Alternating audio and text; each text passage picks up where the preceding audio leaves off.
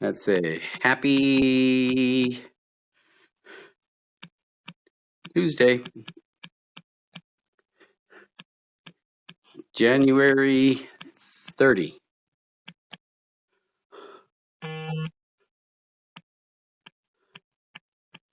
Lunar Eclipse.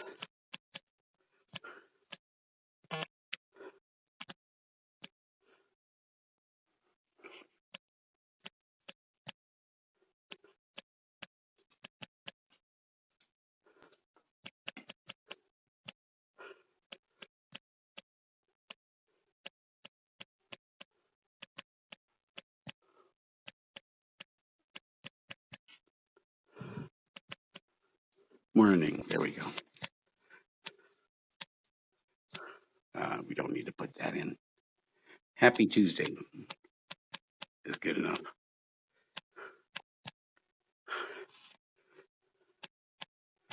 Pick a number 1 to 80.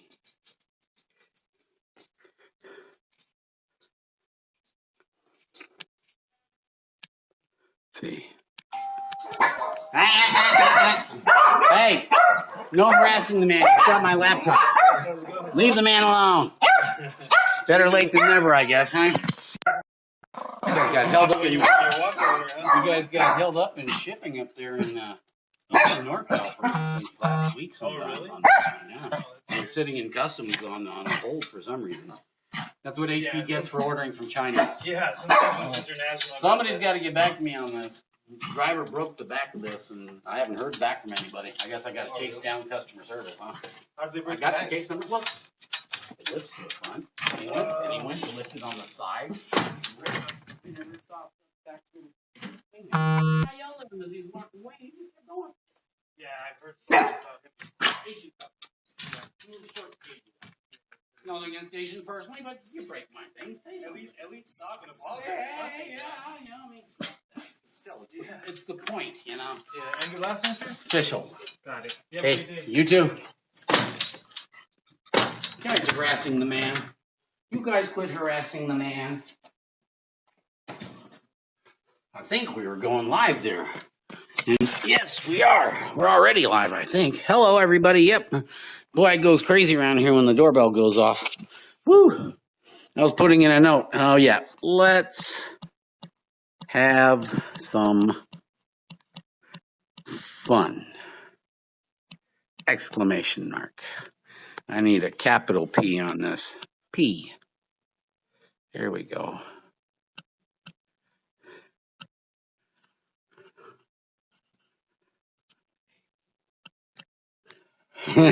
There. I challenged them to pick a number 1 to 80. All right. I'm going to sit you down for just a minute here so you can say hi to everybody. Everybody can help me get my shoes off. Where's Zeke? Where's my puppy? Where is my puppy? Where's my puppy? He's not a puppy, but he sure likes to act like it. Huh. My babies, huh? I know Daddy was gone for a whole hour. I know, unacceptable, huh? Daddy was out of here for a whole hour. I know, a whole hour. Can you believe that? Unbelievable. Unbelievable. Oh, give me loves. Come here, Zeke. Come on, say hello. Say hello, say hello, say hello. Hey, Cass. Morning, whoever's joined us. Howdy, howdy. Happy Tuesday. January 30th. Cool stuff going on tonight. There's going to be a lunar eclipse and a blue moon in conjunction. I'm getting up at like 3:34 a.m. making coffee, of course, but I'm going to see it. Hopefully it won't be too cloudy out here. Hit me up with any questions. That's the category. Ask questions or pick a number 1 to 80. You might want to ask me first what that's about, just in case. Oh, Mr. Zeke, Mr. Zachary, Mrs. Zoe. Just got back from doing my miles, my cardio for the day. Did my miles. Now it's time to do a little bit of after mileage stretching after we put something in our tummy. You guys can follow me in the kitchen as I make my protein shake. What? Had to stop and say hi. I mean, heck, I was gone for almost a whole hour. For these guys, that's like forever. Right? Say, that's forever. An hour is more like a day in doggy time, right? Say, we have no concept of time. We just know you're gone, and then you come back. And it doesn't matter if you're gone for 1 minute or 1 year. We're going to be extremely happy either way, right? Right? You want to have forever love? Get a dog. Guaranteed. No matter who you are, what you are, where you are, it doesn't matter. The dog is always going to love you, especially if you take good care of them. Right? Right? Especially if it's a rescue dog. Like all mine. All my animals are rescues. Huh, baby? That's right. Yes. This one was completely scared of his own shadow when he came to me. Totally scared of his own shadow. Hey, baby girl. Oh, look at that face. Oh, look at that face. Ears are like deer velvet. If you've ever felt deer velvet, your ears are very soft. Morning, everybody. We're playing a little bit of fun today. You can ask any question you want, but if you want to have some fun, pick a number 1 to 80. And if you want to know what it is first, I'll explain. There's 80 chapters in the book I published in 2014. The topics are very varied. If you've read the book Pushing Double Nickels, you know the table of contents, you know what I'm talking about. So you can pick a number 1 to 80, and I'll basically just open up the book, the table of contents, and see what chapter that is, and we'll talk about it. What the heck? Why not? Unless you guys have some major questions this morning. And remember, you don't have to ask me questions on personal training or health coaching. You can ask questions on anything. Seriously. Join me. Anything you guys want to hear about today, we can talk about. Yes. All right, we're going to head to the kitchen. You guys are going to join me before we do anything else, and I'm going to make a power smoothie, and you guys get to watch.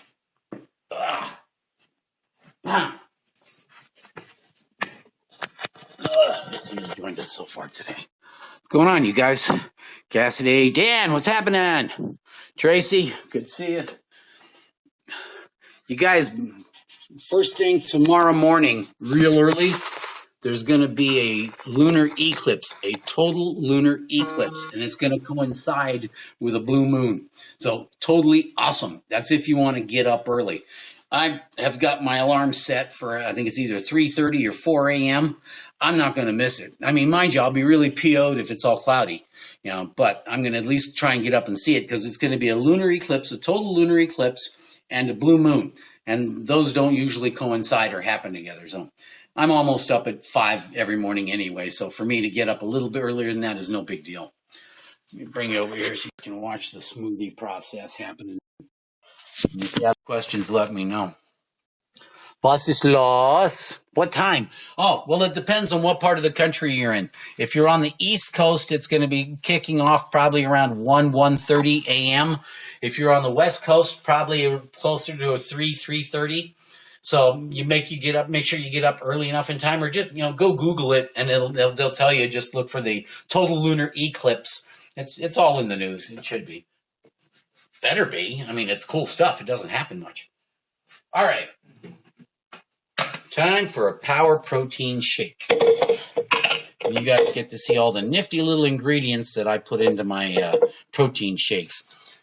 I started putting these together custom myself just a few years back, just so in the morning, after I get done with exercising, before I want to have a big meal, normally I'll wait anywhere from 15, 20, 30 minutes after I get back before I do anything like this. What is it, Dan? I'll stay up all night.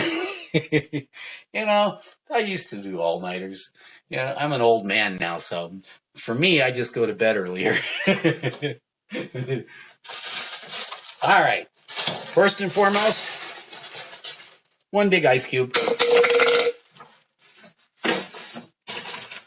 On top of that, I love this particular blend of frozen fruit. It's the antioxidant blend.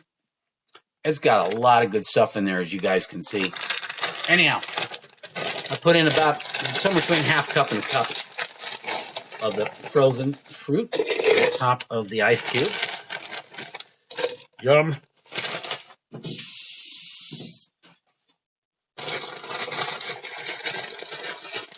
There. All right. I've also got another one that I use that also has fruit and spinach. It's called Fruit and Greens, and it's a slightly different combination of fruits, and this also includes some spinach. And there's other blends that I get that have things like kale and broccoli and all kinds of different ones. They're all in your frozen food section at your grocery. All right, then we need this and this yogurt. This is the low-fat, low-sugar yogurt, and I put in peanut butter. And very good. If you're going to make your own protein shakes, get a quality product as far as your protein powder, something that's got all the things that you want in it, preferably non-GMO. All right, so yogurt on top of the fruit. Oh, hang on, one ingredient before the yogurt. And this is one of the most important ingredients of all. You want to seriously kick up your brain activity? Spinach. I'm not kidding. You can put it in almost anything. Now, I love it in smoothies. I'll put it in tuna salad. I'll put it in egg salad. I mean, you just take a big handful like this, right, and you put it in the microwave for like a minute with just a tab of a little pat of butter and some salt, pepper, and it goes down to about that big, right? But it's just delicious, absolutely delicious. It's funny, you would ask me, 15 years ago, hey, Brad, do you like eating, spinach? And I would have looked at you like you were from an alien planet.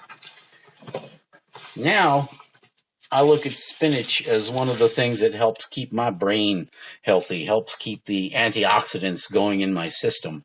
I take a good, healthy handful of this stuff out of the container and just go straight into just stuff it right in there on top of the fruit. Remember, the CDC recommends that half of your plate is fruits and vegetables. Half of what you eat needs to be fruits and vegetables, more vegetables than fruit. You can go to the CDC website, just go to choosemyplate.gov, choosemyplate.gov, and it'll show you. In fact, I have the chart in the other room. It'll show you half the plate should be fruits and vegetables, the other half is grains and meat, with more grains than meat, and as little red meat as possible.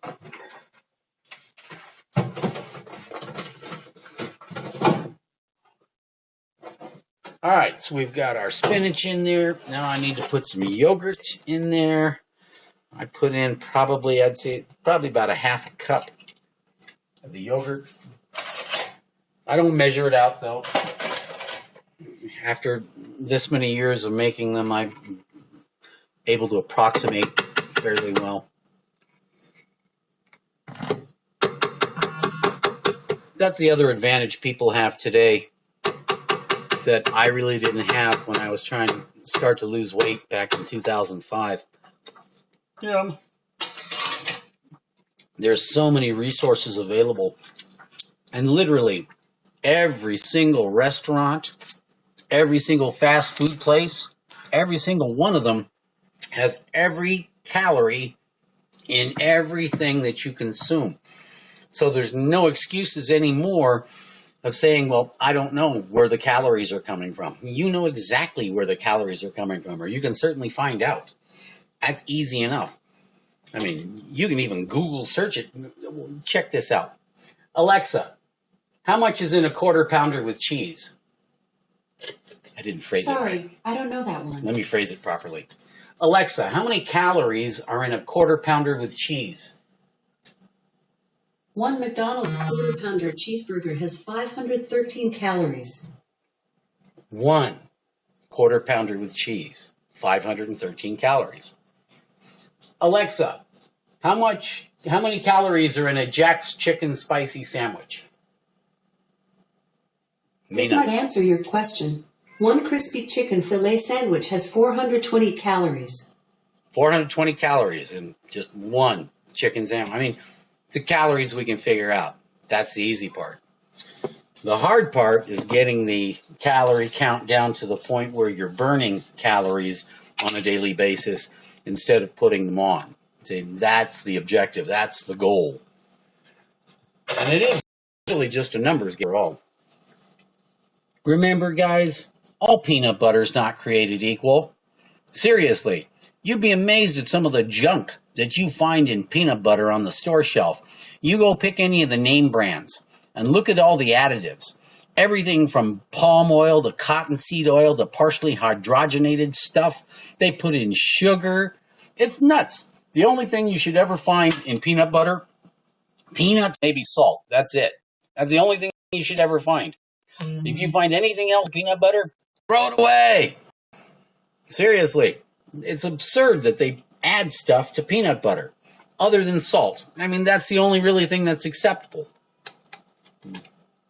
And if you're allergic to peanut butter and you still want to have a nutty flavor in your protein shake, they've got almond butter, they've got cashew butter.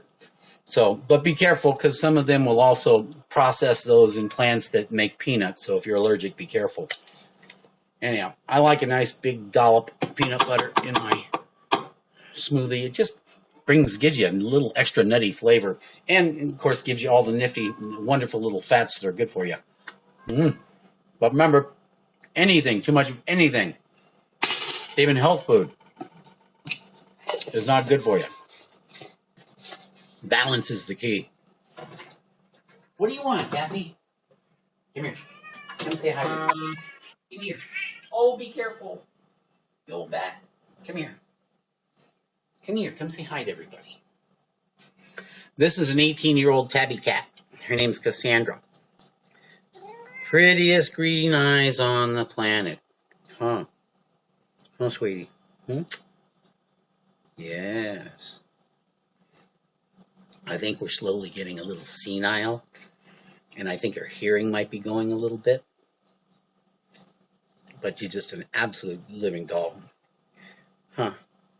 Just non-stop purring, especially when there's food to be had. She's a nut these days. She just absolutely... She was eating linguine the other day. She won't leave me alone when I eat anymore. She's as bad as the dogs, if not worse. Huh? And if I'm in the kitchen, you'll hear her meowing. That's what you'll constantly hear in the background, because she will not shut up until I give her something. Somebody capture this baby face on them. Someone capture this baby face, put it on the wall. Who knows how to capture a moment? Somebody capture a moment with this little girl. She's a lot cuter than I am, huh? Look at that face. Oh my goodness. Tail's starting to switch. That means put me down. She used to be feral. When she came to me, I've had her since 2002. She was feral when she came to me, and it took her almost a year to find her voice, because feral cats don't meow. Only around humans. You want to get down? Saying hi to everybody? Say hello, everybody. Say hello, everybody. One of the things I'm always talking about, and for those of you that hang out, know, adopting a pet is a lifetime thing. I mean, either their life or yours, whichever ends first. Huh. So I can never understand why people rehome an animal. What the? I won't drop the F-bomb on you, but seriously. Right? Mind you, the F-bomb is very effective and handy now and then. Take it from this old Marine. I'm very effective with the F-bomb when I need to use it. But we try to keep this family. Family-oriented, huh? Huh. I can certainly say what the freak, though. Huh. All right, Miss Fuzzy. You had enough attention. Look, the tail starts flipping back and forth. That means put me down, Dad. Means put me down, Dad. Huh. Mind you, she's still purring like a lawnmower. All right, let's finish this protein shake. I'm starving. What? And of course, those of you who know Zoe. Hey, Kareem. Glad you could join us. Those of you who know Zoe are also aware that Zoe waits every morning when I make a protein shake because she gets some and loves them to pieces. Zoe's not going to go anywhere until she gets some protein shake, right? Very smart little girl, this one. Very, very smart little girl, my Chewini. All right, you guys, let's get back to finishing off our protein shake. All right, so we got our yogurt in, we got our spinach in, we got our peanut butter in. I need to put in my protein powder and some non-fat milk, and then we're ready to rock. Yeah. Woo-hoo.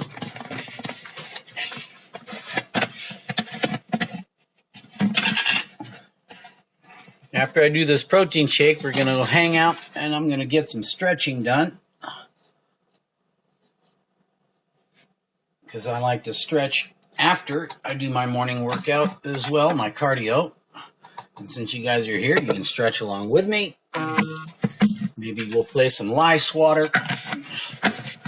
And if anybody has any questions, hit me up. Remember, it doesn't have to be on personal training or health coaching, you guys.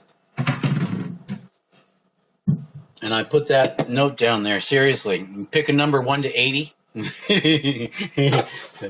I'll pull out the book. We'll see what chapter it is, and we'll talk about it. If you've already got a copy of the book, if you already have a copy of Pushing Double Nickels, or you go on Amazon and you look at the table of contents, then you can pick a number and pick a chapter yourself. All right, let's get the milk in this protein shake. Oh, good stuff. Oh, yum, yum, yum, yum, yum. Now, I estimate this protein shake is going to be about 400 calories with everything that I've got in it.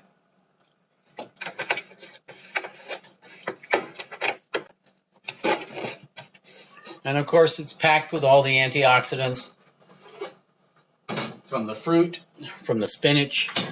I've got the probiotics going in with the yogurt in there. I've got the pure whey protein going on, which is the complete protein that bodies process the best. Move you over here because you're going to be going, oh, you don't want to go, oh. Over to this side. Put you in there. Dun-da-da. All right, let's get this little puppy ready. And plug this little puppy in. Stand by, it's noisy. Yeah, look at all the green bits.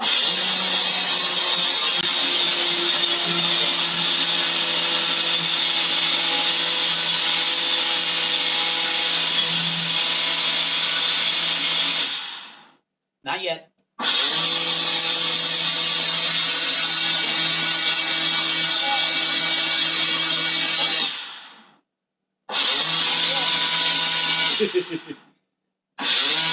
Almost.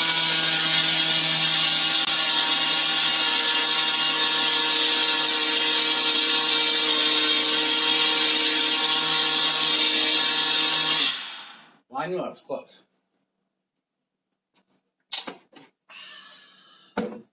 Deliciousness.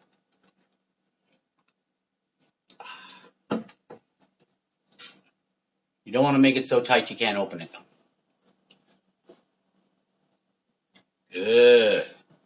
And you know who is sitting down here on the floor inches away from me, waiting for her share of this. Look at this face. Seriously. Look at this face. What do you want? You want some of this? Is this what you're after? Huh? You want some of this? Is this it? Oh, bless you. Is this what you want? My 12-year-old Chewini is spoiled rotten, but we wouldn't have it any other way, would we? All All right, we're going to get her a plate so she can have some of this. Here, let's bring you guys down to her level. So you can watch her while she chows down on this machine. All right, hang on. Okay, Miss Zoe. Let's get you a plate of your own. You ready? You want some of this? You sure? I'm not convinced. I'm not convinced you really want some. I'm so mean. You ready? Hang on.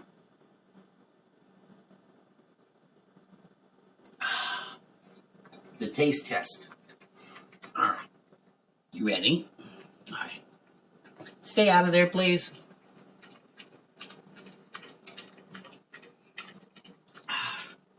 And yes, this is good for her. Just think of it. You think I could even get spinach into this dog? Or any of those fruits? She hates fruit. She certainly would never eat a leaf of spinach. And the yogurt with the probiotics, all of the things in here are good for her. And she goes to town on this, let me tell you.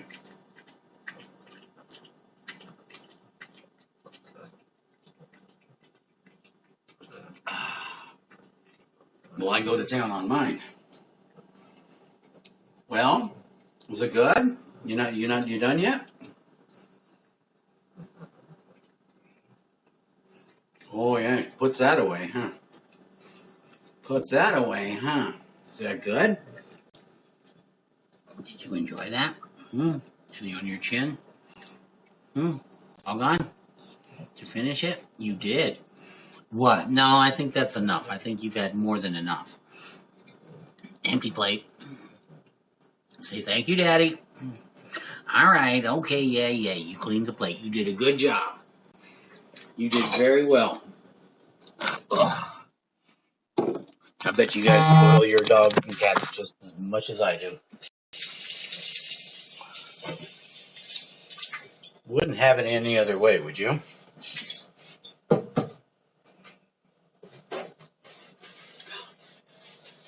I can honestly say I take as good care of my four-legged kids as I did my two-legged kids. And all my two-legged kids are off and grown and doing their own adult thing now. Being awesome adults. Any questions, you guys? I'm waiting. Hit me up. Wilhelm Krieger. Guten Tag. Wie geht's? It was a time I could speak fluent German. It was in Germany for almost 4 years. But you don't stick with a language, you forget it. Just like when I was stationed in Japan for a year and a half. I learned a lot of Japanese when I was there, but if you don't use the language, then again, you lose it. It goes away. But learning a language is a cool thing to do. I'm just trying to pick up Spanish on Babbel. That's my new target this year.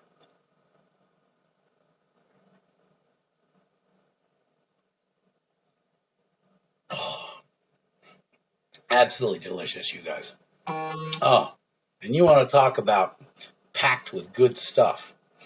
Just a reminder what's in here. We got about a cup of spinach, 2.5 cup of spinach, 2.5 cup of non-fat, low-sugar yogurt.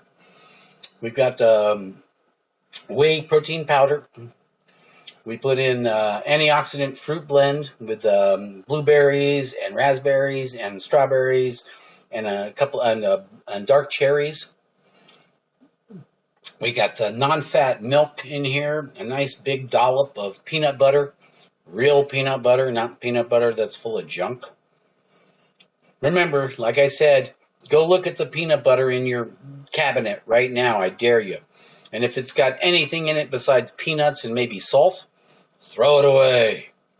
Seriously, that's just, talk about screwing with people.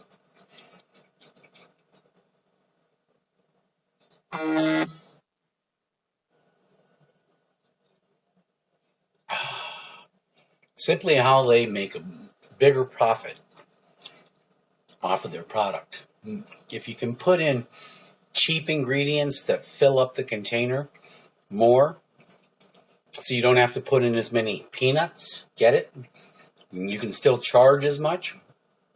Yeah, Corporate America, they do not have our welfare in mind, believe me. If they did, they wouldn't be stuffing us full of palm kernel oil and palm oil, which is 84% saturated fat. And believe me, that's one of the big problems we have today in America is the obesity epidemic.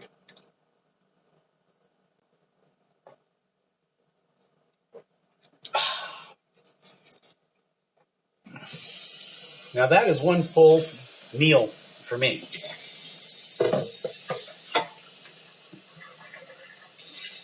That will tide me over probably most of today. So I'm ready to do something about dinner this evening. Who else joined us? Ta-da. Hey, Margot. Oh, was it Mango? Hey, Mango, what's going on? Octo, good to see you. Hit me up, you guys, if you have any questions. We're going to head on in and do a bit of stretching and maybe play some ice water. If you guys have any questions, hit me up. And if anybody's asking what the pick a number 1 to 80 is, we'll fill you in on that one, too. Oh, now here's what you call a baby boy. Everybody say hi, Zeke. Huh, Zeke? Say hi, Zeke. What you doing, Zeke? Such a sweetheart. This tail is always wagging. I don't care what's going on. That tail is always going. Huh, Sugars? Huh. Zeke is a talker too, aren't you? You say, I'm a talker, Dad. I am. I'm a talker, Dad. Huh. Look at that boy. What do you want? Do you say hi to everybody? Say hi, everybody. Oh, such a baby boy. Oh, my goodness. And, of course, Zachary is waiting down here to get up. Zachary's now 13. Oh, a big boy. Zachary is my 13-year-old chug. And Zoe came up the stairs. Just a reminder, you guys, that used to be me. That was at 205 pounds, which was 50 pounds less than I was before that. In fact, I pulled out, check this out. I pulled out the old driver's license again. I keep this on purpose. That was me. 252 pounds of me. When I was still smoking cigarettes, too. Yeah, me. 252 pounds worth. Whew. I did not do myself any favors, believe me. Here, I'm going to put you guys over here. So we can just kind of hang. If you guys have any questions, you can hit me up with them. I think I'm going to put you over here next to my snowball. Oh, do I hear a reverse sneeze happening? I think I do. There, put you up over here. Yeah, that's better. Get a little more comfy. There we are. So you guys, hit me up. Let's hear some questions. Challenge me today. Had a lady on the other day who was dealing with anorexia.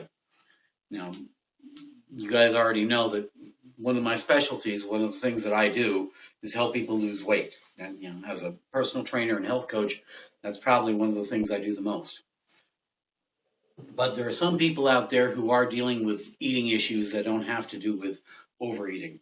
They have other issues they have to deal with, and this poor lady was one of them.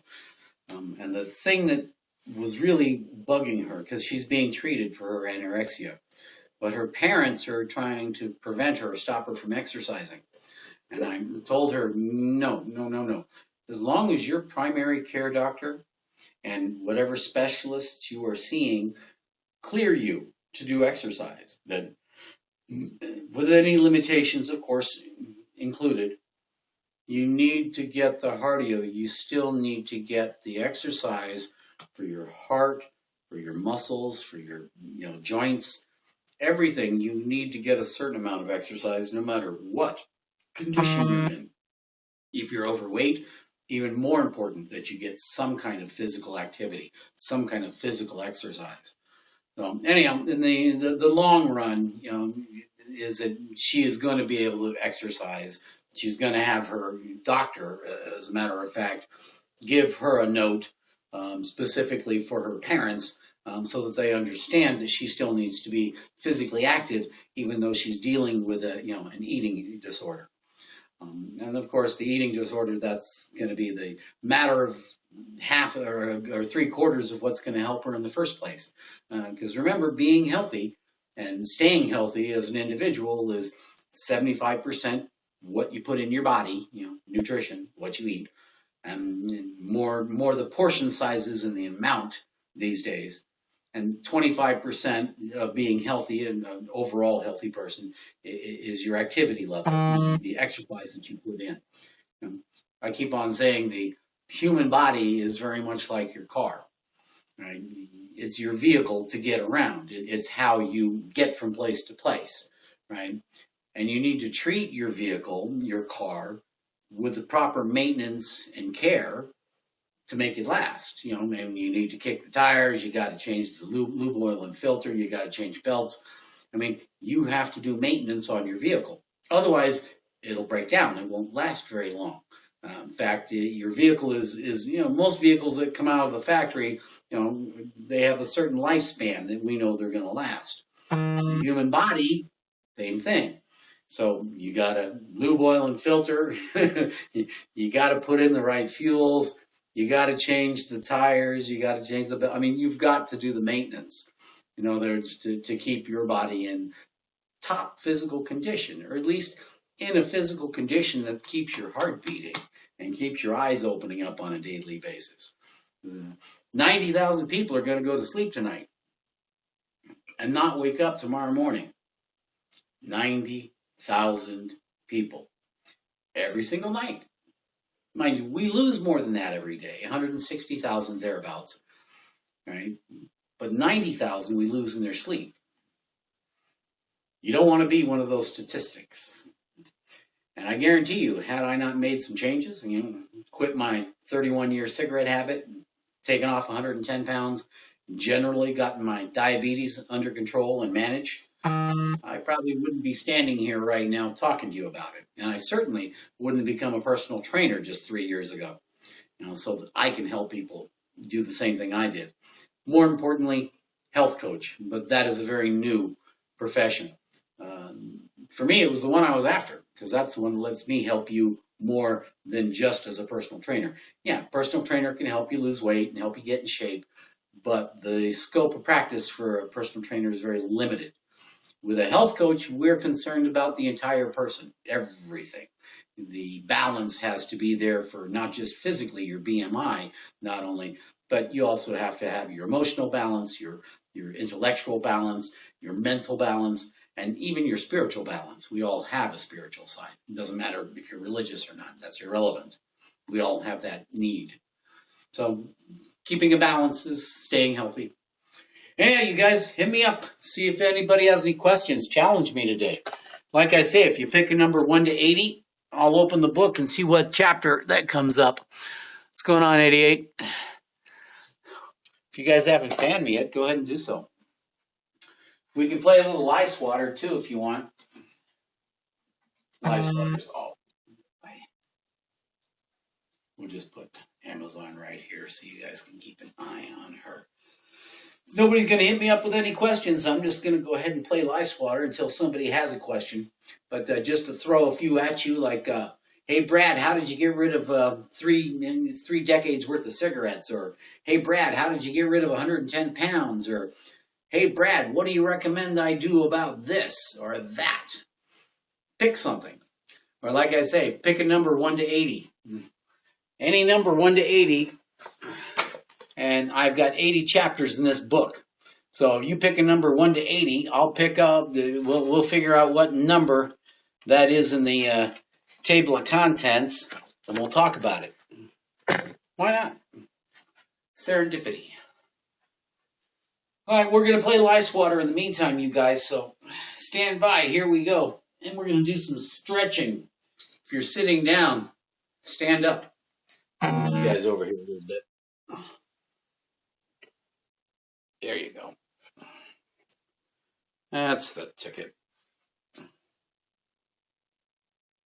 Here you go. All right.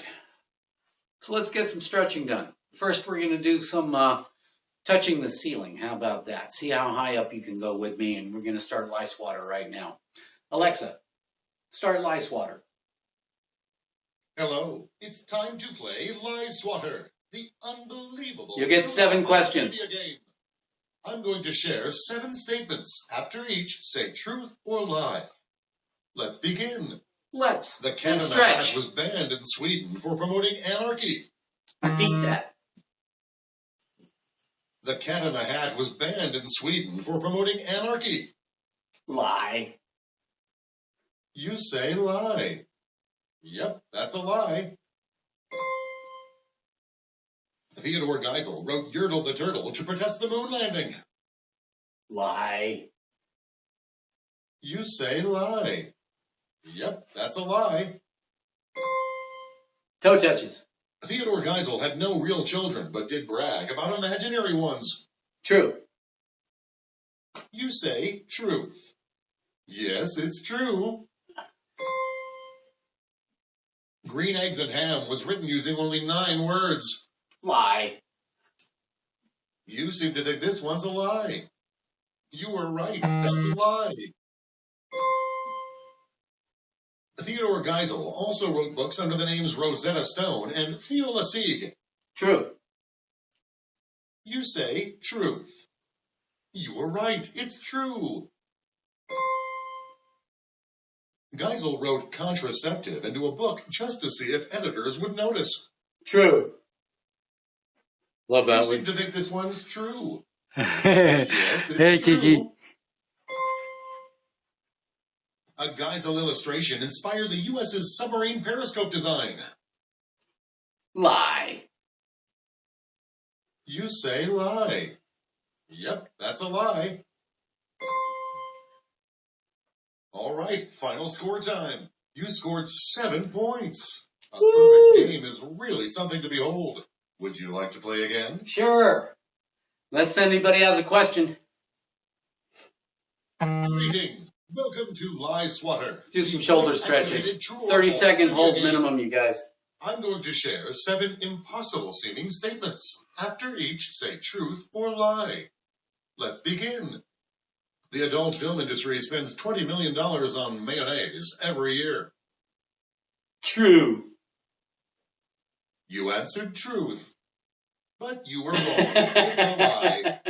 It sounded good to me. The 2012 Boy Scout Pinewood Derby champion was disqualified for using mayo. Lie. You say lie. Yep, that's a lie. Mayo Mayo is a restaurant in Japan that serves only mayonnaise-based dishes. Lie. You seem to think this one's a lie, but you were wrong. Really? It's true.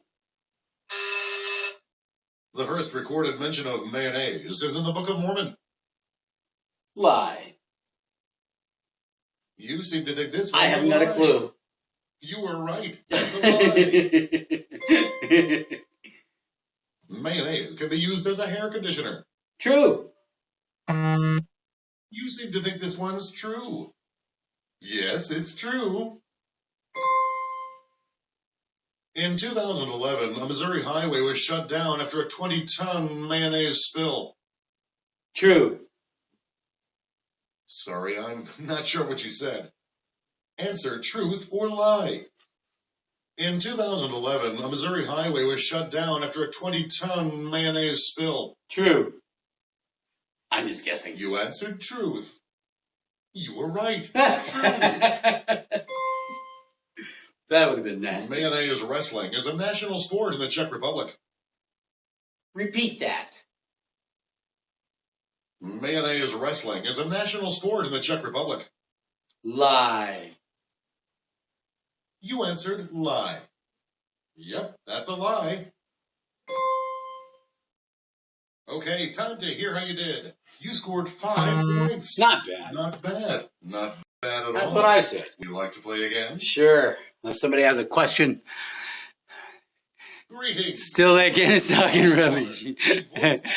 Tall guy in the photo is your younger self. That was my younger, heavier self. Bizarre statements. After each, say truth or lie. That was 205 pounds. Started. I used to be Stevie Wonder 250. owned a piano covered in Braille.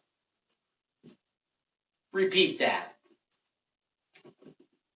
Stevie Wonder owned a piano covered in Braille. Lie. You say lie. Yep, that's a lie. Braille Crazy. versions of Playboy magazine have been published since 1970. True. You seem to think this one's true. Yes, it's true. Gotta be fair. W was the last letter added in the Braille alphabet. Lie.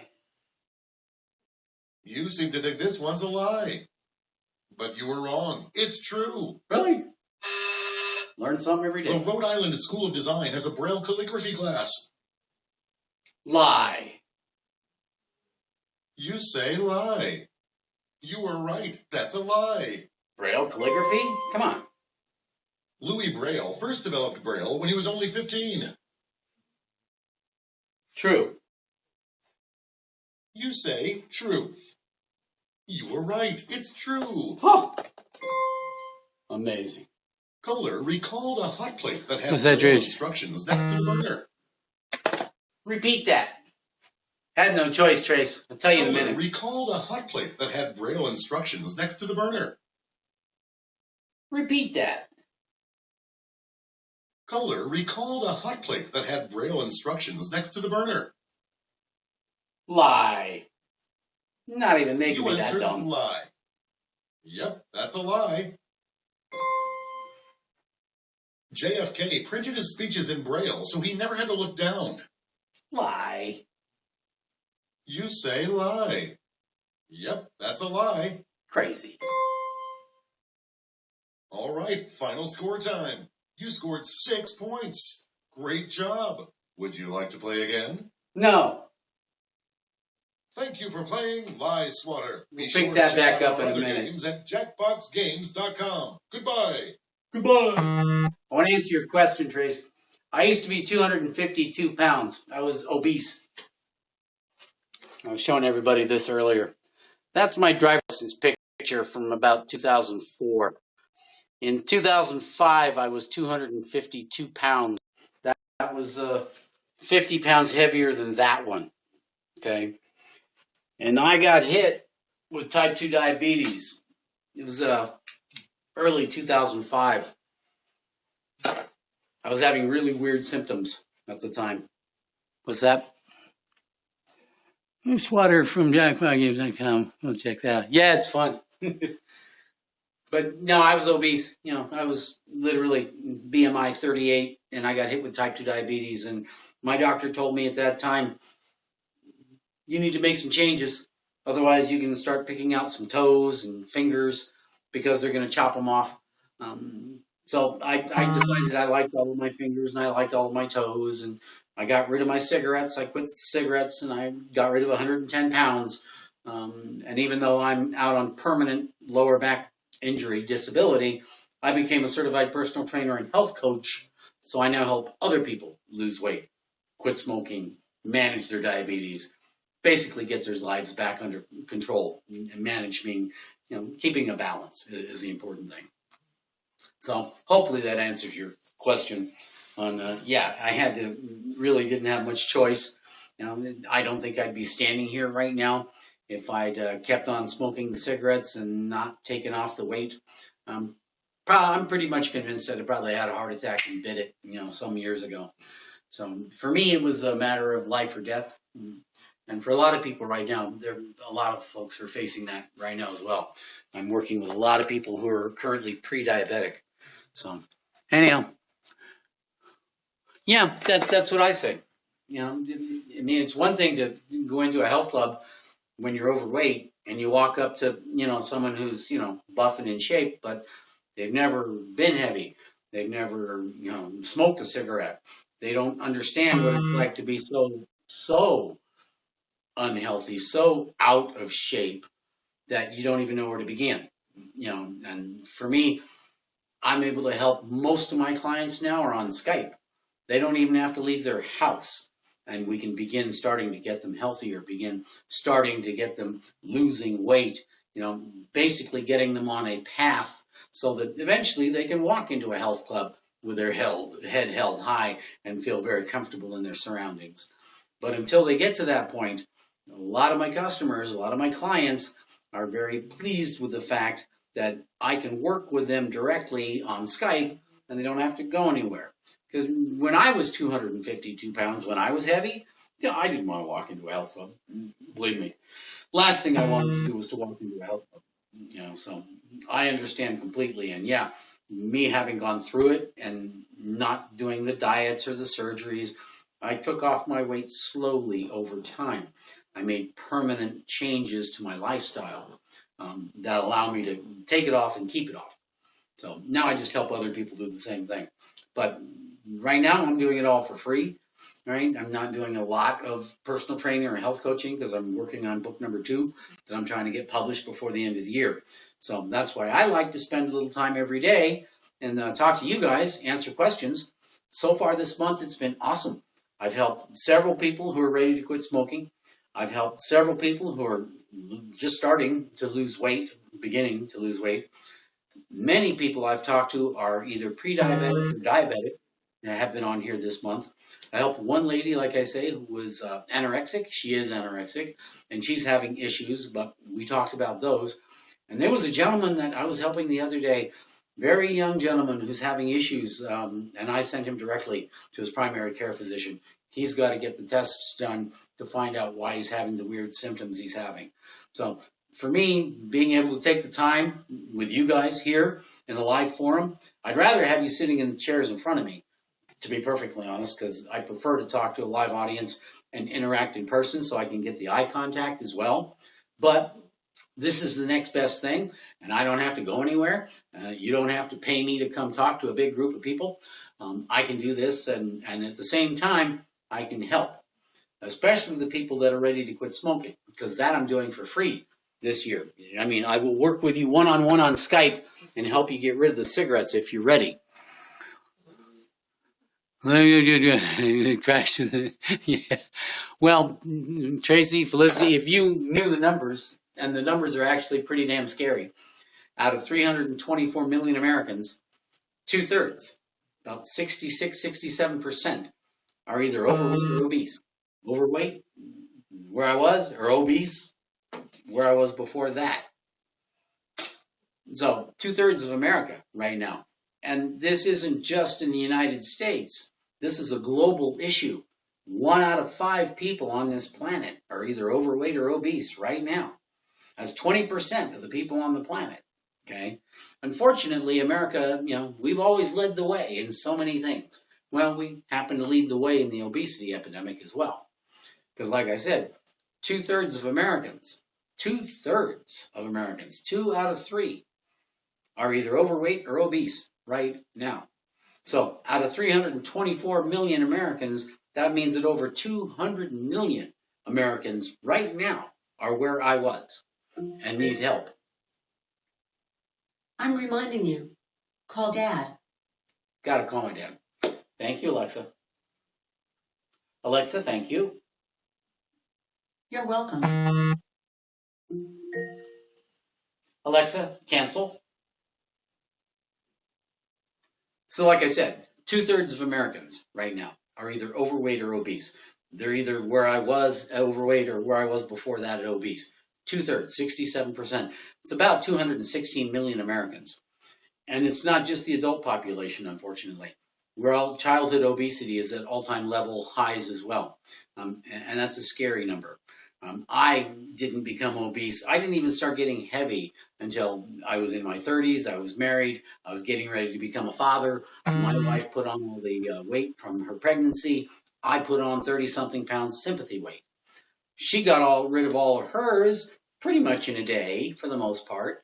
Me, mine hung on. My 30 extra pounds stayed and, in fact, grew.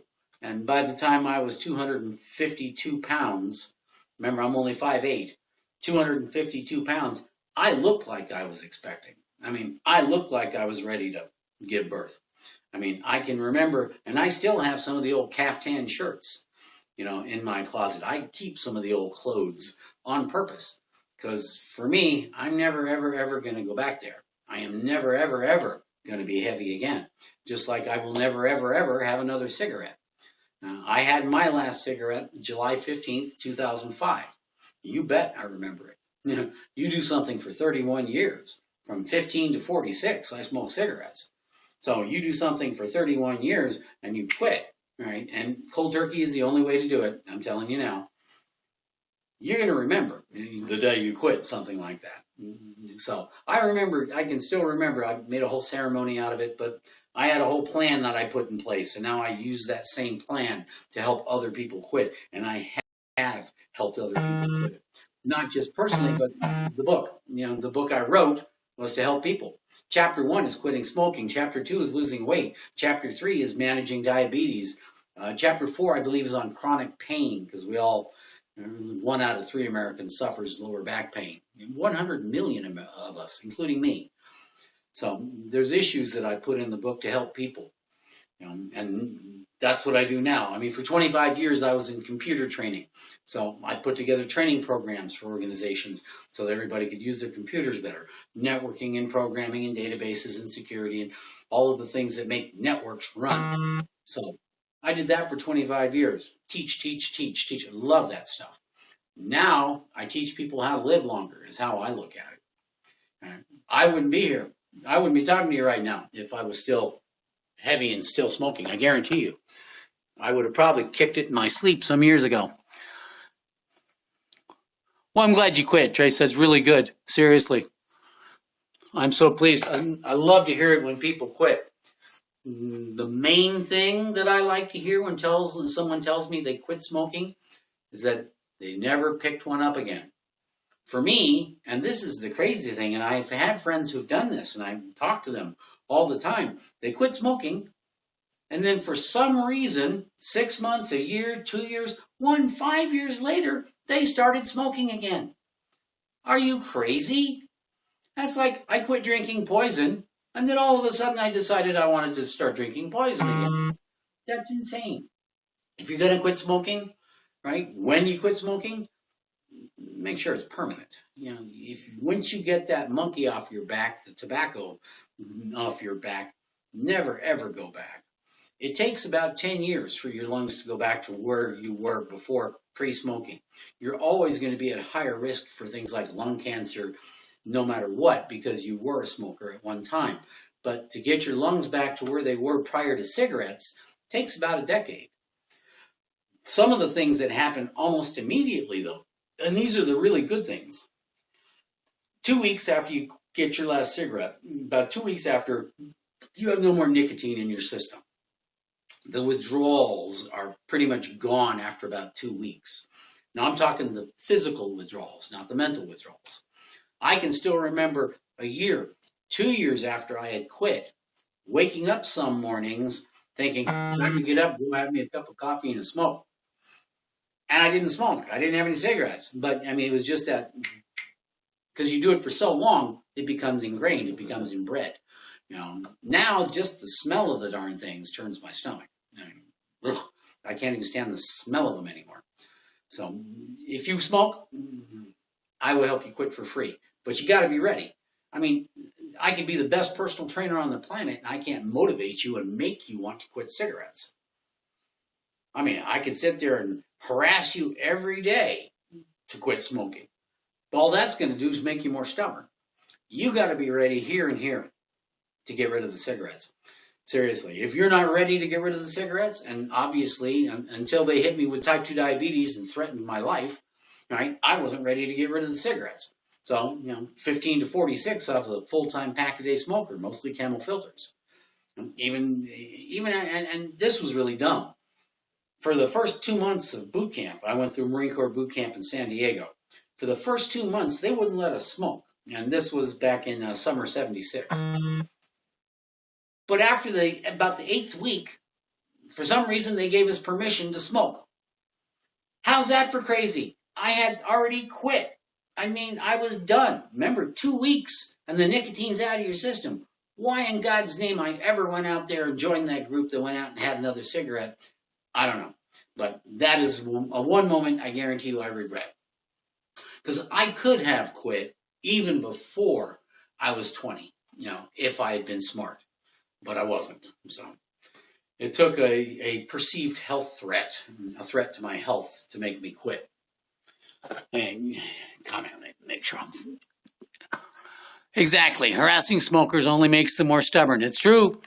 But nowadays, smokers are being more and more despised by the general populace. I can remember when cigarettes were first starting to get to the point where you couldn't smoke indoors, you couldn't smoke in the workplace. Because I've been around long enough and I smoked long enough where, yeah, I worked in offices where there were ashtrays, where cigarettes were allowed pretty much everywhere. I mean, everywhere. When I go visit my dad in Texas, they still smoke in bars and restaurants. I mean, you walk in the door and the smell just hits you. Right? So, I mean, it's still that way, but more and more, and yeah, and pariah. I can remember we felt like pariahs, because first we're forced to go outside. You can no longer smoke indoors. So first we were forced to go outside and stand in our lips out there smoking our cigarettes, and feeling like pariahs as the people go by and go, ooh, and give you the look. I can remember those days. And that was probably another reason that I just was so stubborn and held on for so damn long, besides being addicted, of course. Because I was damned if somebody was going to tell me I had to quit smoking. I was going to be damned if someone told me I had to quit cigarettes. And yeah, so the stubborn factor definitely comes into play, especially if it was, friends or family. You got to quit cigarettes, you got to quit smoking. They get the bird. You got to take a hike and, yada, yada. So anyhow, when somebody is ready to get rid of the cigarettes, when they're actually ready to get rid of the cigarettes, and it doesn't matter why, for me it was, getting hit with type 2 diabetes. Doctor said you make some changes or, pretty much you're going to lose toes and fingers and your eyesight and it'll kill you. So I had to make the changes. I had to make up my mind. The cigarettes had to go. And 110 pounds had to go along with it. And the really hard part on this is when you quit smoking, your appetite tends to increase. Okay. One of the reasons is you get your smell back, right? Which means your taste comes back, which means food tastes better. You smell things better, food tastes better. And of course, if you use cigarettes, for whatever reason, oral gratification, whatever, food can be a replacement. I was fortunate. I understood that going in. So me starting my exercise program to lose weight and quitting smoking, I did on the exact same day. Exact same time. I started the exercise program. I started, looking more at my diet. I'd already met with a nutritionist, and figured out, the ways I could pull all the sugar out of my diet, because at that time I was still drinking everything sugared, sodas and iced teas and sugar in my coffee. Sugar was everything.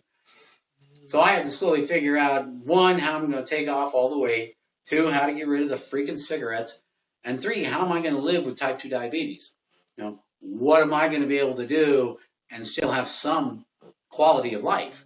Because, prior to being hit with those diabetes, I was just fat and happy. Literally. I'm a fat and happy dad, working in computer training, just eating whatever I wanted, sitting around on the computer all day and sitting around working on the computer all night, or driving in traffic to go meet with clients to talk about working on computers. Bottom line is, I ate what I wanted. I ate as much as I wanted. I wasn't exercising. I wasn't really doing anything active-wise. I was just a fat and happy dad.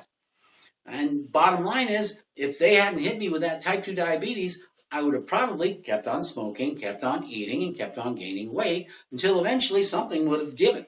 The heart would have exploded, something would have given. And there's just no way around it. You can't abuse yourself continually and constantly for decades like I did without having something fail, something happen. For me, it was the pancreas. My pancreas said, hey, I ain't going to do this anymore. You keep stuffing your body full of sugars. You keep eating way too much food. Your body is obese. You cannot process the calories that you have in your system now. So my pancreas said, I'm only going to give you this much insulin. I don't care how much sugar you put in your body, I'm only giving you this much insulin. So from that point, my blood sugar started going up. And I went way beyond prediabetes, way beyond prediabetes. Full-blown type 2 diabetes is where I was at by the time I got into the doctor. I mean, and the symptoms, everybody should know these symptoms. Extreme thirst. Extreme thirst. You just, no matter what, you can't drink enough. And of course, constantly going to the bathroom because you're constantly drinking. And your vision changes. How's that for weird? I mean, my vision actually improved. How's that for, none of my prescriptions fit anymore.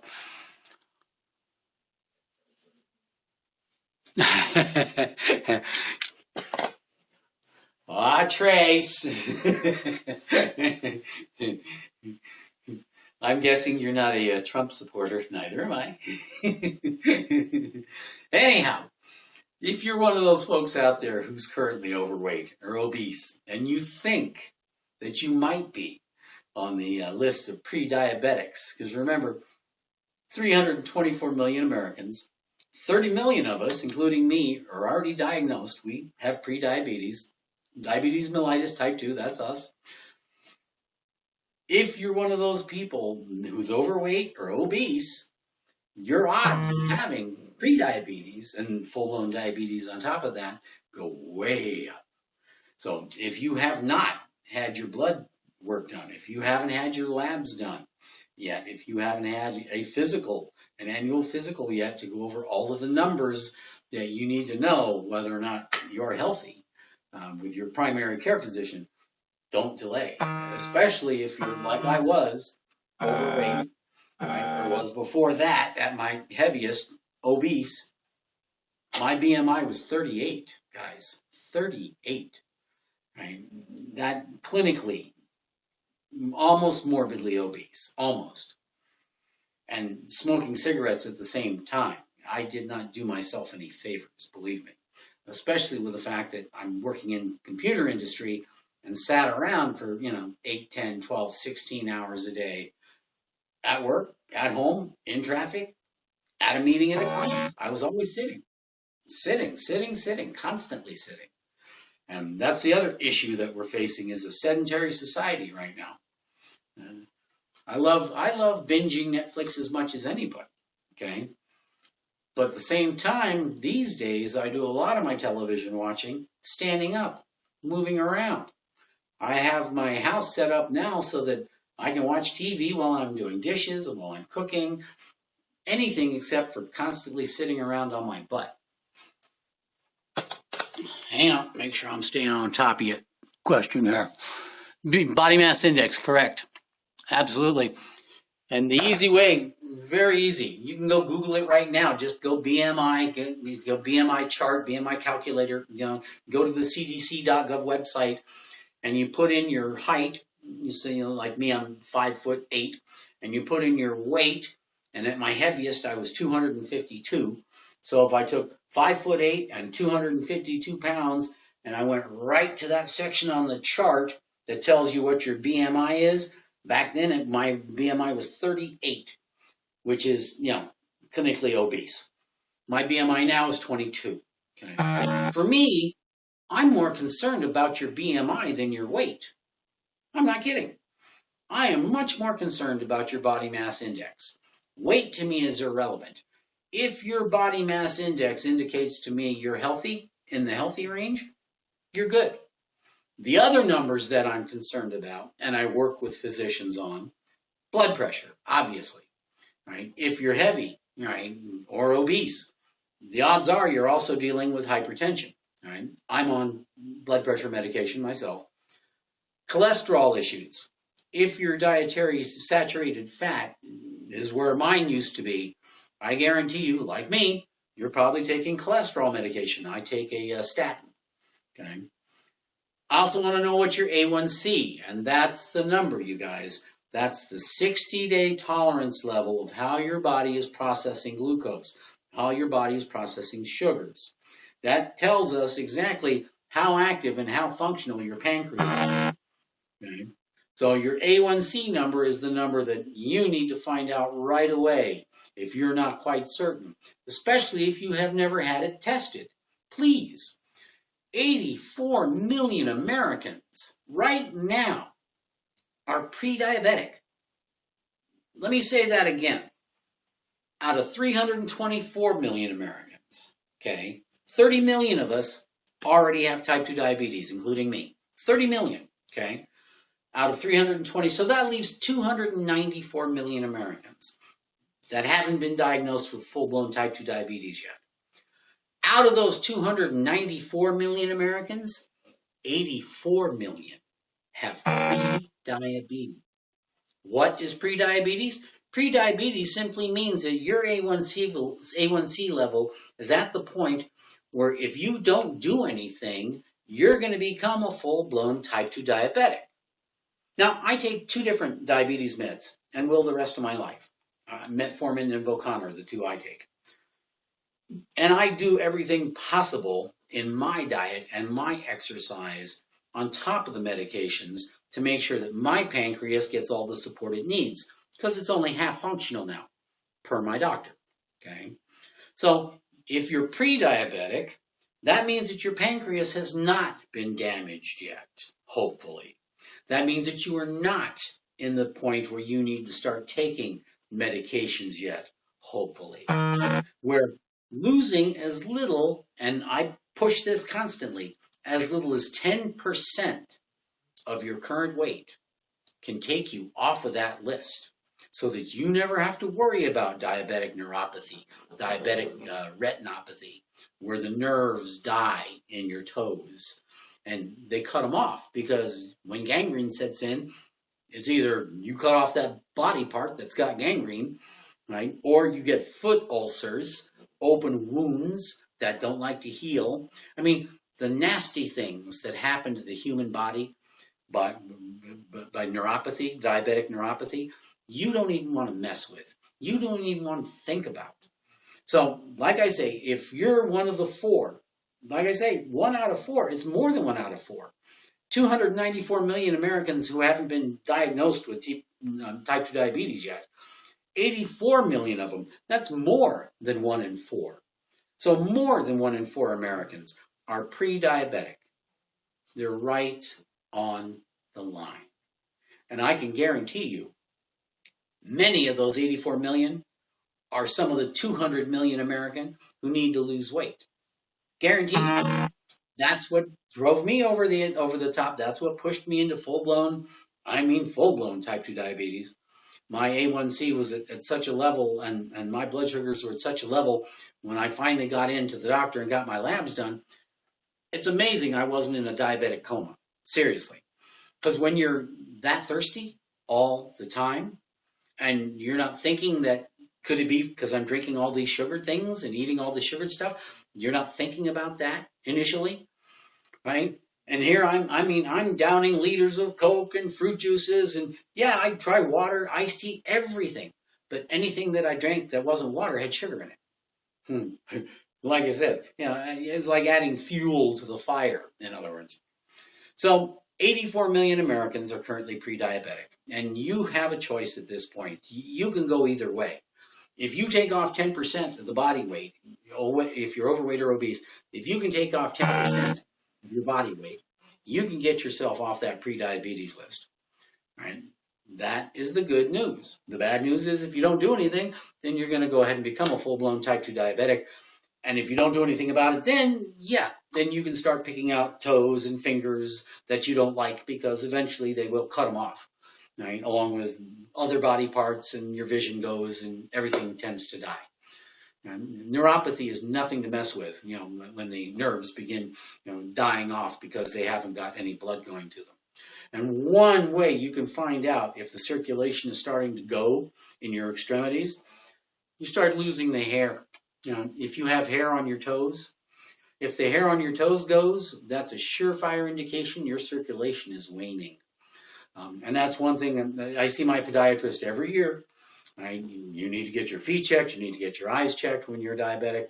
Every single year, it's extremely important. And for me, I have zero neuropathy. in my feet, zero retinopathy in my eyes. So, and I plan to keep it that way. And the only way to keep it that way is to make sure that you stay on top of keeping your A1C where it needs to be. If you're already diabetic, then you already know this. If you're pre-diabetic and you haven't, no one's told you yet that you're pre-diabetic, in other words, if you haven't had your blood test done to go find out, you better do it. Because you do not want to wait until you are already full-blown diabetic. Do not wait until you're beyond pre-diabetes. Okay? Because as long as you have that chance, as long as your pancreas is still working, still functional, then you can get off that list and stay off that list. And believe me, I can remember the difference I felt going from 250 just down to 225. Even though I was full-blown diabetic at the time, I could feel the difference in the energy level. Right? Even that was still 20 pounds heavier than this, and I felt more energy than I did at 252 pounds. That was 205, and my waist at that time was about a 40. At my heaviest, my waist size was about a 44, 46. I'm about a 32 now, depending on the pants. My BMI now is 22. My body fat is somewhere between 6 to 8%, depending on the day.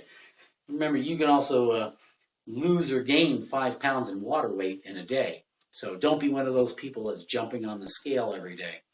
Once a week is fine. You want to check your progress once a week, that's great. In fact, that's about how often I have my clients. I don't want them getting on their scale that much. To me, we will know if they're losing weight. It's a simple matter because I have them keep a food diary.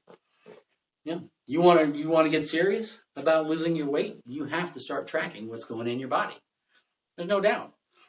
It's like I tell my clients now. I know you're not going to stop eating junk food. I know you're not going to stop going to McDonald's. But at the same time, if we can at least start cutting back on the portion sizes, instead of having a double cheeseburger, get a single. Instead of having a large fries, get a small. Instead of getting monster size meal, get something smaller. I mean, I still eat all the things I like to eat. I still eat McDonald's every now and then. But I also know at the end of the day, or the end of the week, or the end of the month, or the end of the year, the number of calories that I put in versus the number of calories that I burn, that's going to make the difference whether or not I have gained weight, lost weight, or stayed the weight I'm at. Right now, I'm in maintenance mode. 110 pounds, I'm done. I don't need to lose any more weight. In fact, the only goal I have from this point on is maybe just build up a little bit more muscle here and there. Just to maintain what I'm doing. I have goals, physical goals for myself, size-wise, that I want to hit by the time I hit 70. So I've got, a little over 11 years to really hit the goal I want to hit physically. Right? And I know I can do it, and I know I will do it. I'm just that kind of perseverance kind of guy. That's why I became a certified personal trainer at 56 and a certified health coach at 56. Because after 25 years in information technology, and yeah, I was at the top of my game, I was an industry icon, as they call it, but I also got fat, sedentary, overweight, and out of shape, and with permanent lower back damage because of all the time I spent sitting. So, yeah, I loved my career in information technology. I still love computers. But I also now know that I have to change careers. I had to do something where I can, one, stay on top of my health, because without your health, what have you got? And two, I can help others, and at the same time, keep a roof over my head. So right now I'm writing a book number 2. Book number 1's out there. I'm writing book number 2, and I'm spending time with you guys on YouNow, and I've just discovered this platform recently. I like it because it's live. You can ask questions. I can answer questions. And I've helped a lot of people this month on different things, everything from losing weight to gaining weight, mental issues, emotional issues, anorexia, one lady is dealing with. Like I say, doesn't matter what your issues are. As a certified health coach, and I am an ACE certified health coach and ACE certified personal trainer, my scope of practice as a health coach allows me to work with the entire person. And not just your physical. That's important, yeah. But your emotional, your mental, your intellectual, and your spiritual. The entire person, the entire psyche, you have to be balanced all the way around. I mean, it's wonderful to have your physical health. But at the same time, you want to be able to get up every day and be a happy person. You want to get up every day and be productive, right?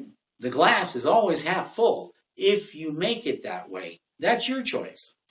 So I'm going to probably head off here shortly because I've got a few other things to do today, and I want to go play some pool and maybe have myself a brew. I hope you guys spend the day moving as opposed to just sitting around. If you sit on the job, if you're watching on the job right now, and you sit, please, every 30 minutes, get up, stretch. Morning breaks, walk around your building. Lunch, you can work out for 30 minutes at lunch. You can go do a nice brisk walk at lunchtime. Same thing in the afternoon. If you're already in shape, and these are the recommendations not just for me, but every health professional, including the CDC, these are the recommendations for physical activity that everybody needs to stay healthy, all right? If you are already at weight, in other words, if your BMI is already where it needs to be, you and your doctor are happy with all the numbers, your blood pressure, your cholesterol, your blood sugars, your weight is good. If you're already where you need to be, in other words, if you are one of the 1/3 of Americans who are not overweight or obese, you need at least 30 minutes of medium intensity cardio exercise 5 times a week. 150 minutes, okay, a week. That's if you're already at weight, in shape, healthy, your numbers are good, right? 150 minutes a week, 30 minutes, 5 times a week, 5 days a week, 30 minutes, okay? Now that's if you're in shape and you're under 50, all right? If you need to lose weight, that doubles 60 minutes, 5 times a week. If you need to lose weight, or if you're over 50, okay, that's 300 minutes of medium cardio intensity exercise a week. Now, that's the 25% that I'm talking about. That is the requirement for being a balanced, healthy individual. 75% of your effort is still going to be concentrating on what goes in your body, your nutrition, your diet. Initially, it's got to be portion sizes. It's got to be the number of calories that you're putting into your body, daily, weekly, monthly. Bottom line is, if you're putting in more calories than you're burning, then you're going to be gaining weight. And it's a very simple formula. Every 3,500 calories that you stuff in your face, that you don't burn off in some sort of exercise or by autonomic function, just means your heart, breathing, everything that normally happens, your metabolism. Every 3,500 calories that you consume, that you don't burn off, turns into 1 pound of fat. You with me? Conversely, every 3,500 calories that you burn in exercise, some form of activity, that takes off 1 pound of fat. How much do we know 3,500 calories is? Watch this. Alexa, how many calories are in a double quarter pounder with cheese? My favorite.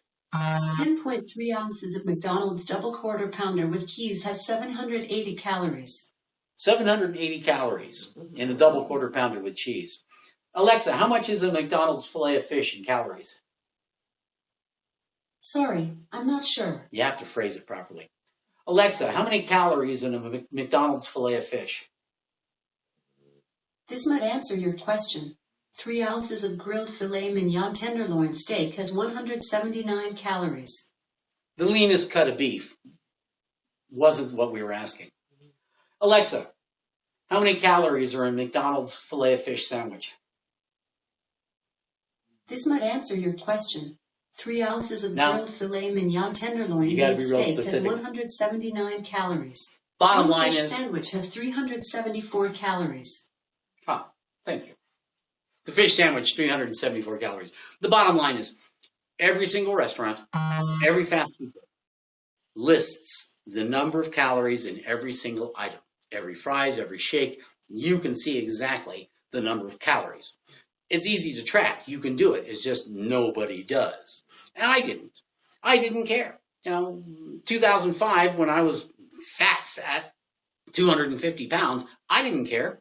I'd go out for lunch and I'd hit McDonald's. I'd get a double quarter pounder with cheese. I'd get a fillet of fish, a large fries, a shake. I'd take it back to the office and I'd sit there and eat all of that and work on the computer the rest of the afternoon. Go home, stuff my face with a nice big dinner, right? And then work on the computer again until I went to sleep. It was just a standard thing. Unless you have like health threat in your face, there are no symptoms to becoming obese. There are no symptoms to gaining weight. I was literally sitting around fat and happy. And thank God, in a way, for the type 2 diabetes I was hit with. Otherwise, I'd probably be dead. I wouldn't be here right now. Anyhow, so 75% of your effort has to go into your nutrition. 75% of the concentration for you being healthy is what's going into your face, okay? 25%, and you can't ignore the 25%, 25% of being healthy is your activity level, your exercise. It's required. The human body needs it.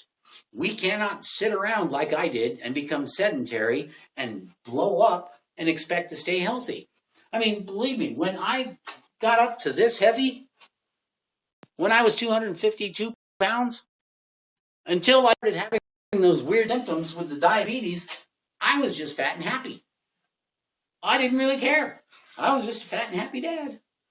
So, like I say, 75% has to go into the nutrition, 25% into your activity. Every 3,500 calories that you put in additional that you're not burning off, and you can figure it out very easily. Alexa, how many calories are in fried chicken? There are 246 calories in a fried chicken. Didn't say which piece, but anyhow, you can easily sit down and figure out on a daily basis, a weekly basis, if you're putting in more calories than you're burning, especially if you're not exercising like I was. So it's just a matter of taking the time and putting in the effort to track that down. I do have a food diary if anybody wants to use it. Thanks, Trace. Appreciate you watching. Hey, Stefan, what's going on? Tony Tiger. Great. Anyhow, you guys, I'm going to get rolling. I'm glad I've been able to spend some time, at least answer a few questions with you today. If you have any questions on personal training, health coaching, quitting cigarettes, managing your type 2 diabetes, or hopefully getting off the pre-diabetes list, if you're one of the people like me that suffers lower back pain, living with chronic pain, that's something that can literally take over your life. I'm not kidding. For especially those of us that have to live on OTC meds, right? Pain itself can take over your life, pain and pain management. So that is an issue that 1 out of 3 Americans lives with, lower back pain. Funny enough, not very funny, but 100 million Americans. And I guarantee you, a lot of them are like where I was. Putting on all that extra weight at 250 pounds, sitting around constantly, I was putting so much pressure on my lumbar and my hips, and just my general core was in such bad shape. Remember, I couldn't even see my toes at that point. The only way I could see my toes was if I was laying on my back and I put my head up.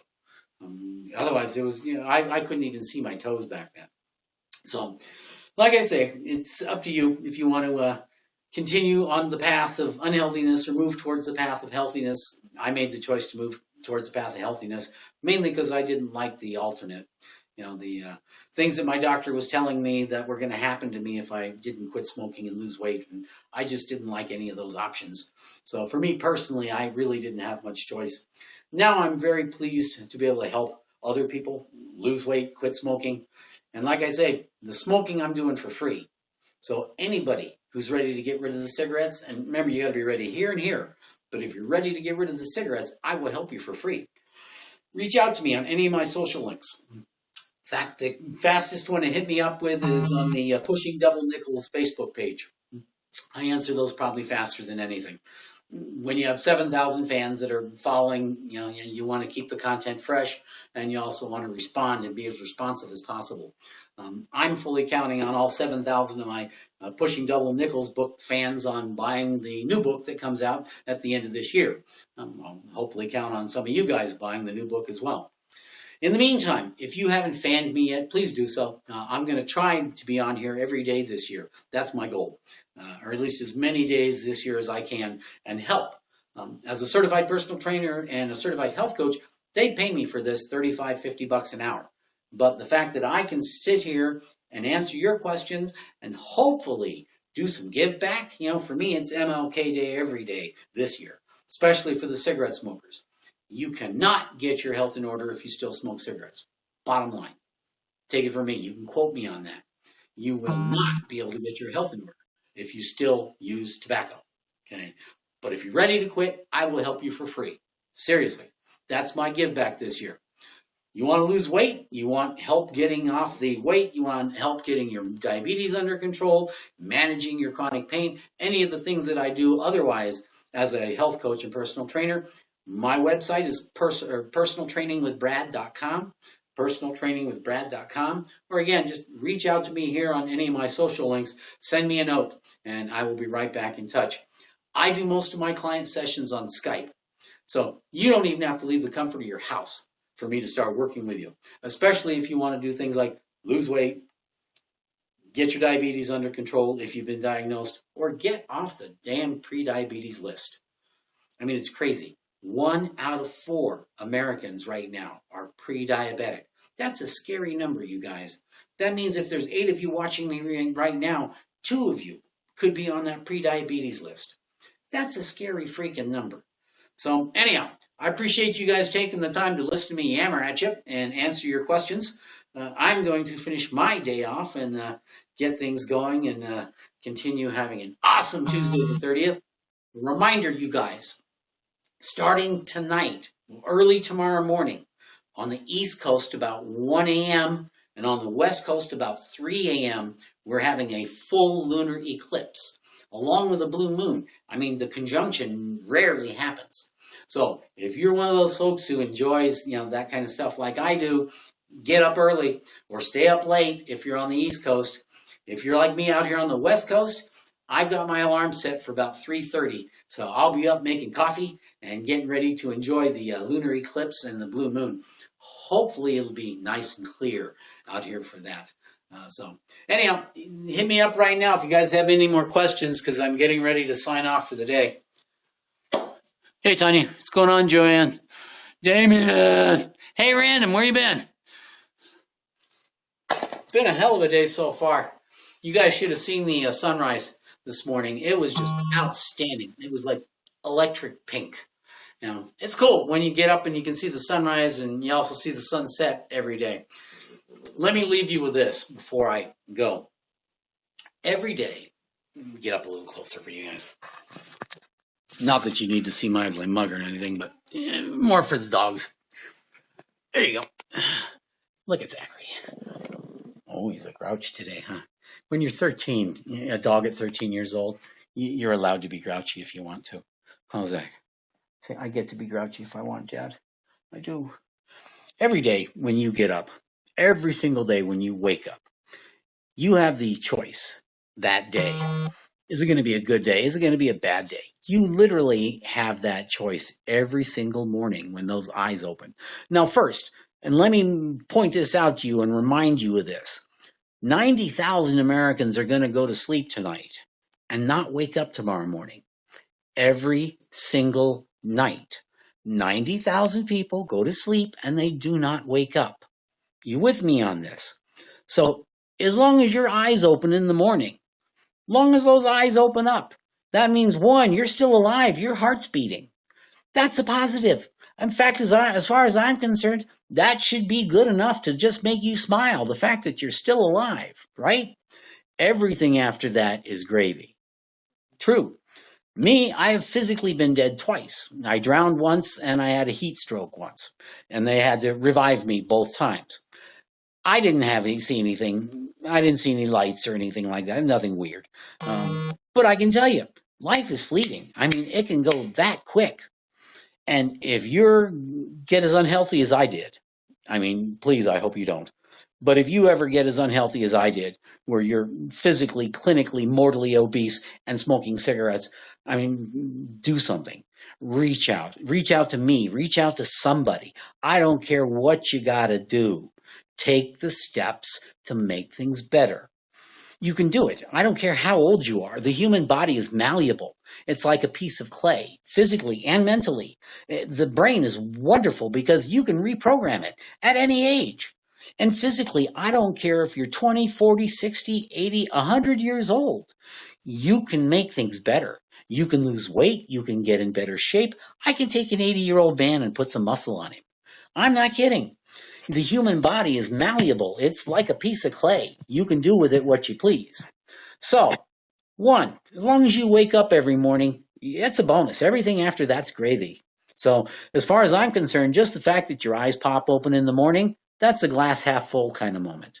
So, see if you can live with that every day. Just the fact that you know, because I've told you now, 90,000 people are going to go to sleep tonight and not wake up tomorrow morning. So when your eyes pop open tomorrow morning, you better be smiling.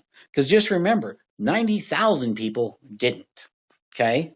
So just think about that when you're having a rough day or you're having a rough morning. Just think of those 90,000 who went to sleep the night before but didn't wake up the next day. So anyhow, I don't mean to be morbid about it, but at the same time, you really have to look at it in an optimistic point of view because we never know when our time's up. We never ever know. But we can most certainly affect what's going to happen to us long term. We can't change things like bus crashes and things like that, getting run over by a train or whatever. But we can most certainly affect what happens to us on a daily basis with our own health. And the fact that your eyes open up and you get up every morning, that should be a start just for you to go, hey, I can make things even better from here because I'm still alive to do it. The fact that you're still alive and kicking and able to do it, that should be positive enough. But if it isn't, you just remember those folks that weren't as lucky as you to wake up this morning. Anyhow, I appreciate you guys watching and listening to me. It's going to be an amazing night tonight, and we're going to have a blast watching that lunar eclipse. I'm going to roll a fatty and go enjoy it with some coffee. Guaranteed. Hey, you bet I support 420. I'm a 420 guru. There's some things in life that you have to remember. Not everything is related to being 100% healthy all the time. You cannot be good all the time. I eat junk food. I eat cakes. I eat candies. I love cookies, right? I still enjoy all of the things that I used to enjoy when I was fat. Only now I know that at the end of the day, end of the week, end of the month, I'm not eating them as much. I don't have the craving for junk food like I had all the time. I have it every now and then, but not all the time. And I also know that if I'm burning off more calories than I'm ingesting, I'm not going to gain weight. Simple formula. Mind you, even if you're eating health food, if you're eating too much health food, 3,500 calories too much health food, you're going to gain weight. So, yes, I want you to eat healthy, and that is long-term goal, healthy eating. But initially, especially if you were like me, you need to lose weight. Start looking at your portion sizes. Start keeping track of the calories that you're putting in. And if you need help, seriously, if you need help putting together a plan, anybody who's a fan of mine here on YouNow, one, you get your initial consultation free. Everybody does. Everybody who's a YouNow fan gets an hour of my time for free. So if you want to put together a food diary for a week and then contact me about it, I'll sit there for an hour with you and we'll go over it and figure out a game plan so that you can at least start working on losing some weight and maybe getting off the pre-diabetes list. Anyhow, like I said, if you haven't fanned me, please go ahead and fan me now. I'd appreciate it. I will be back on here tomorrow. And in the meantime, you guys go make it a really good day. And remember, tonight, the lunar eclipse and blue moon should be really cool. So you just got to be up real early in the morning. Like I say, around 1-ish on the East Coast time and around 3:30 on West Coast time. So anyhow, you guys have a real good one, and reach out to me on any of my other social links also. I'd love to hear from you. In the meantime, have a great day, you guys. Take care.